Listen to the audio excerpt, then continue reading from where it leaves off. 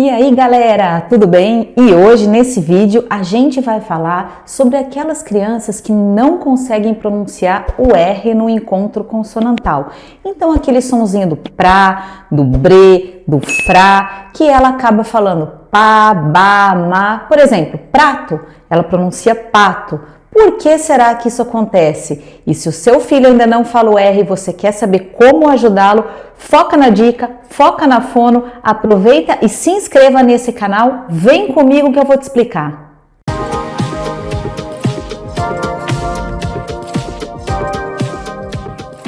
Então vamos lá, galera. Se o seu filho ainda não consegue falar palavrinhas como prato, brincar, Bruno, procurar, trator, braço, porque ainda não pronuncia o R no grupo, no encontro consonantal, eu vou te passar algumas dicas que você vai poder trabalhar com ele em casa e talvez ele consiga falar apenas com esses exercícios. Lembrando que, quando nós falamos em aquisição e desenvolvimento da linguagem oral, a gente não espera que uma criança de 2, 3 anos faça todos os sons da nossa língua, né? Então, o que acontece, pessoal? Cada sonzinho, que nós chamamos de fonema, é esperado que a criança faça, emita em determinada etapa da vidinha dela. Por exemplo, quando eles falam mamãe, papai, por que isso acontece tão cedo? Porque geralmente são as primeiras palavrinhas que eles emitem. Porque o fonema e o fonema p de mamãe e de papai são pronunciados, são articulados com os meus dois lábios, o de cima e o de baixo. Quando eu faço a união do pá, do ma com o lábio superior e inferior, fica muito fácil do bebê, da criancinha ainda pequena, me imitar, me copiar, porque ele tem essa pista visual. Ele vai ver que eu chego pertinho dele e falo: a mamãe chegou, olha quem tá aqui. É a mamãe, e ele começa a querer imitar a posição dos meus lábios. Ao ouvir o sonzinho mamãe, ele começa a associar a figura daquela pessoa com a palavrinha mamãe. Na verdade, é essa relação, é essa associação que faz com que ele aprenda o significado de todas as palavrinhas da nossa língua. Ele olha para aquele objeto e nós nomeamos para ele. Então, quando está dando banho, a gente fala: olha, a água! E ele começa a fazer essas associações. Quando eu digo para um bebê pequenininho ainda, né? Olha, o carro! Por que ele já não imita também da mesma forma que ele fala mamãe, papai? Olha, o carro, né?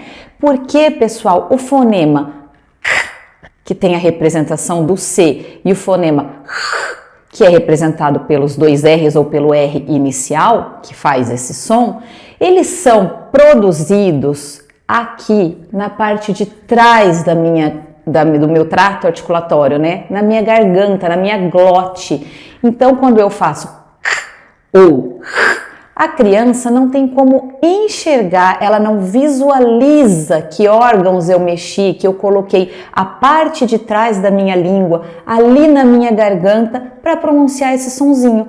E ela não consegue imitar, ela só vai compreender isso mais para frente, quando ela for mais velha um pouquinho, né?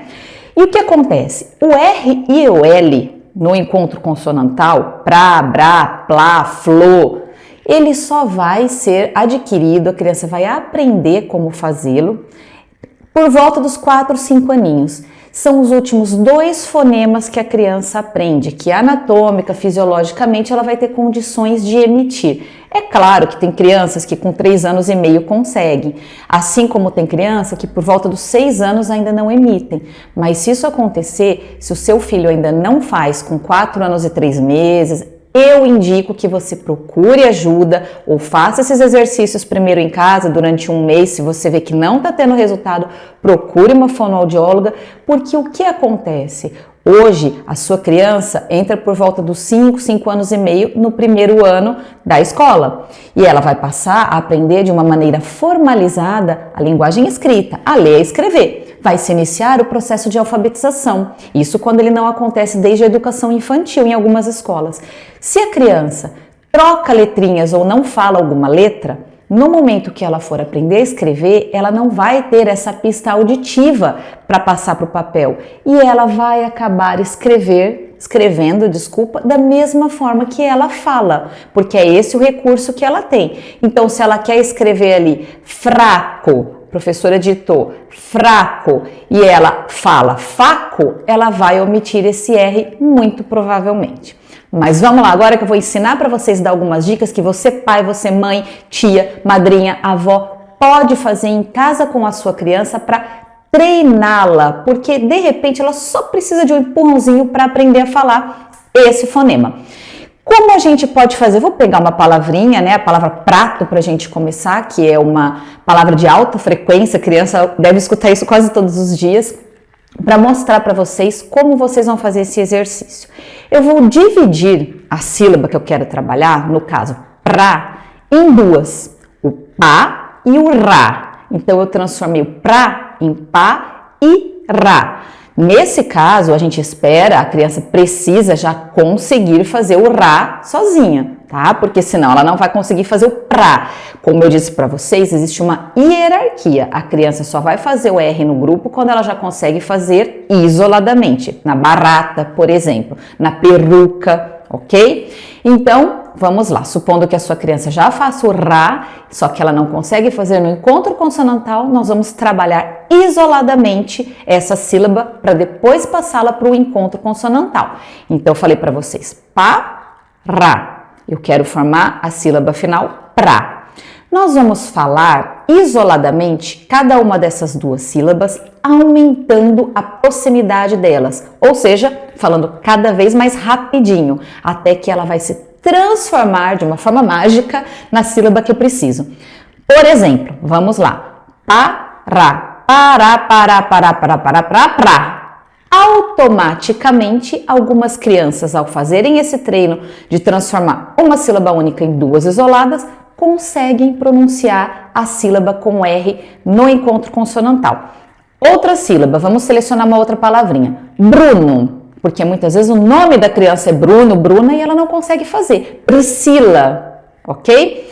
Vamos lá então, bru. A minha sílaba é bru. O que eu preciso fazer? Dividi-la em duas. Buru. O que nós vamos fazer, que eu já ensinei para vocês, falar cada vez mais rapidinho essa sequência de duas sílabas para que ela se transforme em uma única sílaba. Vamos lá comigo? Buru, buru, buru, buru, bru. Vocês entenderam? A gente vai treinar nossa língua para aumentar a velocidade dela. Lembrando que a criança precisa conseguir pronunciar as duas sílabas de forma isolada para que a gente treine a formação da outra sílaba, tá bom? Mais um exemplo aqui para vocês, vamos lá. Brincar, né? Porque essa também é uma sílaba, uma palavra, desculpa, que a criança fala constantemente. Brincar, mãe, quero brincar, papai, quero brincar. E muitas vezes, gente, nós temos as crianças que já têm 4 anos e meio, que os colegas percebem que ela fala errado, que ela percebe que fala errado e isso pode acabar gerando uma desmotivação e em muitos casos essa criança acaba se retraindo e deixando de conversar porque ela já tem medo de falar errado. Ela não vai ter consciência, obviamente, de qual palavrinha ela erra e qual ela não erra. Então ela acaba se afastando dos amigos, chorando, não querendo ir para a escola, simplesmente porque ela não consegue falar uma sílaba. Então, pessoal, se isso está acontecendo com seu filho, procure ajuda. Nós não sabemos quanto tempo cada criança demora para responder um tratamento. Então, aqui no consultório, muitas vezes eu recebo pais que falam, quanto tempo vai levar para ele sarar, para ele aprender a falar, né? É o termo que eles usam. O que eu respondo? Eu não sei dizer. Cada criança responde em um tempo diferente, de uma forma diferente ao tratamento. Tudo isso vai depender da avaliação que a gente faz da linguagem para classificar quais as trocas que a criança está tendo, né? A idade da criança, a maturidade que ela tem para compreender as instruções que eu dou, o trabalho motor que eu faço na clínica para ajudar a linguinha dela a ir no local certo, para ela entender o posicionamento dos órgãos fonoarticulatórios na hora de emitir cada palavra. É lógico que tudo isso é feito de uma forma lúdica, nós estamos falando de crianças e muitas vezes chegam crianças com 2, 3 anos e uma troca de fala considerável, um desvio fonológico, sendo que elas não conseguem articular fonemas esperados para 1 aninho e meio, para 2 aninhos. Então, se eu tenho uma criança de 3 anos que não emite sons esperados para os 2 anos, isso é um atraso, pessoal. Eu não posso esperar ela chegar nos 4, 5 anos para procurar uma ajuda. Tá? Então, eu sempre preciso dar tarefinhas para os papais, porque não adianta a criança vir na clínica 1, 2 vezes por semana durante o tratamento, mas não aplicar isso em casa todos os dias. É como se fosse uma musculação. Se eu quero treinar o meu músculo, se eu quero que ele ganhe a forma e a força que eu preciso, eu tenho que fazer um trabalho diário. E quanto mais eu treinar, mais rápido serão os resultados. Nós sabemos que nem todos os pais têm a mesma disponibilidade de tempo, então não tem como eu prever esse tratamento. Eu tenho pais que preferem vir na clínica 3, 4 vezes na semana porque sabem que não vão conseguir fazer isso em casa. Tá? Se a criança já tem 4, 5 aninhos, a gente consegue passar uma tarefinha de forma lúdica por meio de figuras para que ela treine essas palavrinhas em casa. Outro fator, gente, a considerar é o quanto essa criança está aberta para entender e receber essas informações de que alguma coisa ali está sendo trabalhada. Se eu já tenho uma criança com prejuízo na autoestima, eu tenho que chegar até ela de uma forma muito mais delicada quando eu vou fazer um tratamento, porque se ela perceber que eu estou pedindo para ela repetir palavras que ela não consegue, ela não vai aderir ao tratamento. Ela vai ter um comportamento de recusa e eu não vou conseguir alcançá-la. Então, cada criança é única, cada tratamento é único. Eu preciso considerar todo o contexto dessa família para poder fazer uma indicação correta. Por isso que muitas pessoas me mandam mensagens pedindo dicas de como trabalhar isso ou como trabalhar aquela letrinha, né? E não é possível a gente dar essas dicas igual eu fiz agora com qualquer fonema. É justamente por isso que existe a profissão de fonoaudiólogo. Nós estudamos no mínimo os 4 anos de faculdade para depois a gente conseguir aplicar isso de uma forma correta e compreendendo o que eu devo considerar para orientar os pais e fazer um diagnóstico na criança. Ok? Pessoal, hoje foi a dica que eu deixei para vocês de trabalhar sílabas com encontro consonantal, o R, e eu queria que vocês aplicassem nos seus filhos e deixassem o comentário aqui de como foi esse resultado. Eu espero que vocês tenham gostado desse vídeo. Temos muitos outros vídeos no nosso canal Foca na Fono, todos abordando questões sobre o desenvolvimento infantil. Inscreva-se no canal, compartilhe com seus amigos que a sua dúvida pode ser a deles também. Até o próximo vídeo!